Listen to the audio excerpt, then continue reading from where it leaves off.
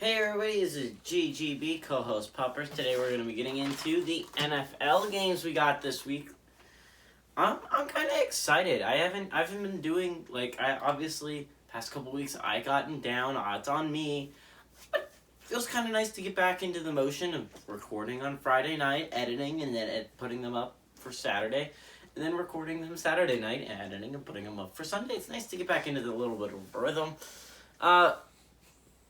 But at 12 o'clock Central, we got the Saints traveling to Philadelphia to play the Eagles. Eagles favorite at 2.5 points on Fox.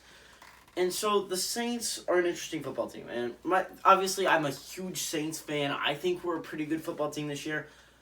But they've been a football team that has been inconsistent, to say the very least. Even without the injuries. I think the injuries are a major reason that if you look back on it, that's a major reason they lost to the Falcons, a major reason they lost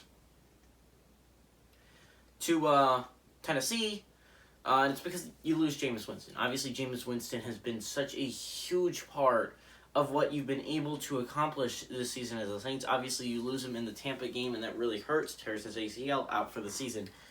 So obviously that injury has been huge. Trevor Siemian is now the new starting quarterback, and let's be honest, he started in the NFL before, and he's a decent starting level quarterback. Now, am I going to say he's elite? No. I don't even think he's top 20, but he's good enough to win football games for you. I mean, I like Trevor Siemian. I like him a lot. You're also, obviously, before the season even started, you're out Michael Thomas. Your Michael Thomas is out for the entire season because he puts off his ankle surgery. And you're just in a bad spot if you're the Saints. You are without your starting quarterback, and you're without your most effective offensive weapon in Michael Thomas. And also in this game, you're without Alvin Kamara. You're also without, heading into this game, your two starting offensive tackles, which really hurts because these are two of the top. Honestly, if you put up top five offensive tackles, I bet in the top five you have Ryan Ramczyk and Teron Armstead. You have both. The rest of the injuries aren't super bad. Obviously, ideally, you have Tanoh Kpassagnon and Malcolm Roach both ready to play this week. That would have been the ideal scenario, but you would have had Ty Montgomery. There's obvious things that would have been ideal, but the big ones you got to worry about is you have no Alvin Kamara, and you have no Teron Armstead or Ryan Ramczyk. You also have no Chauncey. Chauncey is a huge part of what they do as well, Chauncey Gardner-Johnson. So if you don't know, Saints normally play a nickel kind of defense, so they play 4 defensive linemen, 2 linebackers, 5 defensive backs, right? So normally you have in the front, you have Cameron Jordan, Marcus Davenport on the edges, and then on the inside, David Onyemata, and normally Shai Tuttle or Malcolm Roach, right?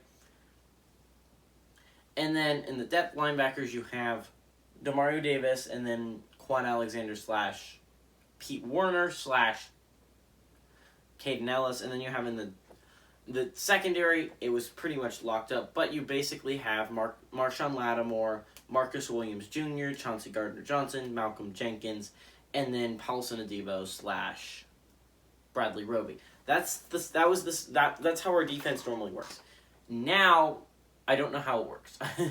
I mean, I watched the Tennessee game. It still seems like we play a decent amount of nickel, but I feel like Caden Ellis has seen the field more, which means we might be switching a little bit more 3 linebacker. The fact is, it's interesting, the nickel kind of defense that we play.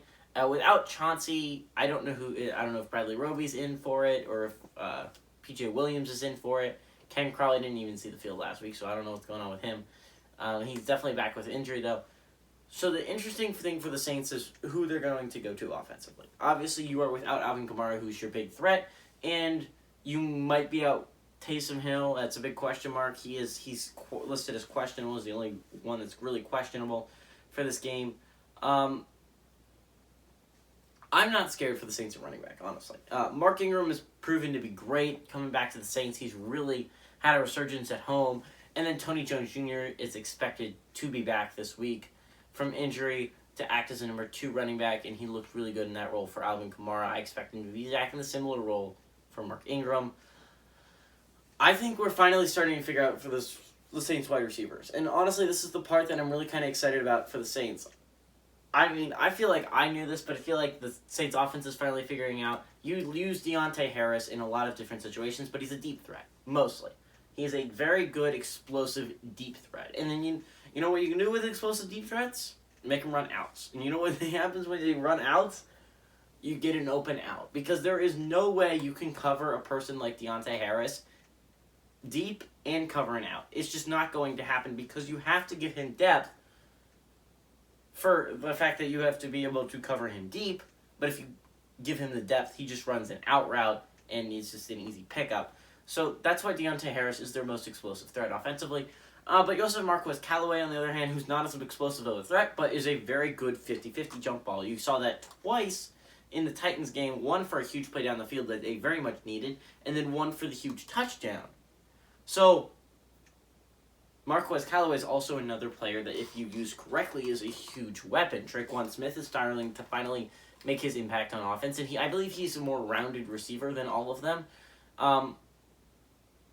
But Tre'Quan Smith is proving his importance to this offense.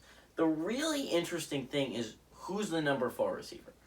I don't get it still. I have not seen someone emerge as the number 1 receiver. We've seen Kenny Stills on the field. We've seen Kevin White on the field. And we've even seen Ty Montgomery. In my opinion, Ty Montgomery is my favorite of those 3 because he's such a good veteran. He's a savvy veteran, and he's pretty explosive compared to Kenny Stills. Kenny Stills obviously has the dropsies. Ty Montgomery does not really drop footballs.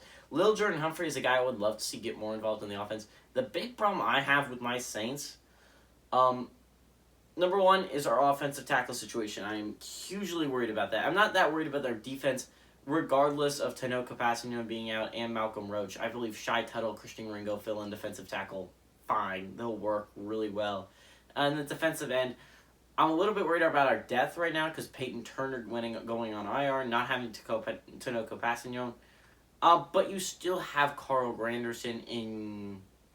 That's it. Actually, you just have Carl Granderson. But he's fine. I mean, you get Cameron Jordan, Marcus Davenport, Carl Granderson. It's a fine little rotation we have going there. Obviously, you signed someone off the practice squad. But, yeah, that's what you need to do if you're the Saints. I'm not worried about that. Offensive tackle is a huge thing I am worried about. With no Ryan Ramczyk or Teron Armstead, it's a position of worry to be sure. Now, James Hurst filled in fine for him last week, and honestly, I don't hate James Hurst and Calvin Throckmorton starting on this offensive line. Obviously, you would love James Hurst at left guard and Calvin Throckmorton not to start, but Calvin Throckmorton has played well in his time starting, so I'm fine with that. The real question is who starts at right tackle for Ryan Ramczyk. I mean, James Hurst has played well, and so has Calvin Throckmorton. I'm not mad about that.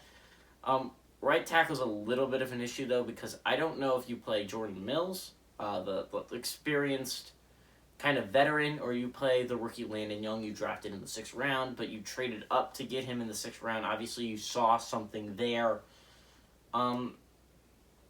I think it's interesting what the Saints do here. I'm quite fascinated to see who will start there. The Eagles have been playing well, and honestly, this is a game the Saints kind of have to have. They've lost 2 straight. They're coming on a really tough stretch where you have to play Buffalo and Dallas coming up. You get both of them at home, but regardless, you still have to play both of these extremely tough teams that are playing at a high level. And Philly has been completely defeated at home. They have not played well at home.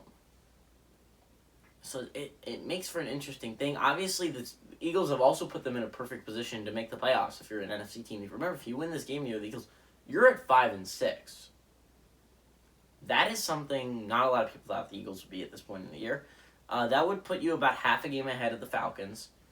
It would put you definitely in that mix. You could hope the Niners lose this weekend, and you gotta hope the Panthers lose this weekend. You gotta hope the who's the other team that's there? The Vikings lose this weekend. But you would be right in the thick of the NFC playoff race, and that is so many teams right now. Saints kind of need this one because if you lose this game, you fall to 5-5, and then you really have to hope the Panthers also lose, because otherwise the Panthers have the head-to-head over you. They would also have a better record than you, and they would pass you in the standings, and then you'd have to worry about the tiebreaker between the Niners and the Vikes if they win this weekend. So, I mean, like, you are in a bad position if you're the Saints and you lose this weekend. This is a must-have game for the New Orleans Saints, and I think they get it. I think they get it on the road. I think Trevor Siemian comes out and he balls out. They barely lost to Tennessee last week, and Tennessee's a much better team than Philadelphia is right now. Give me the Saints to pull off the upset.